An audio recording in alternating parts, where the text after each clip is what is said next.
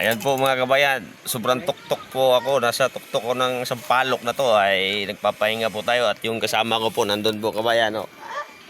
Ayan, nakakahiga na yung bus ko dyan. Nagpapahinga na rin po.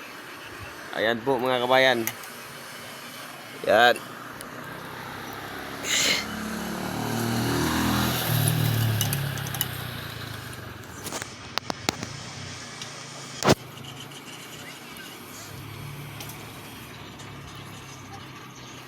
Napapagod na rin po.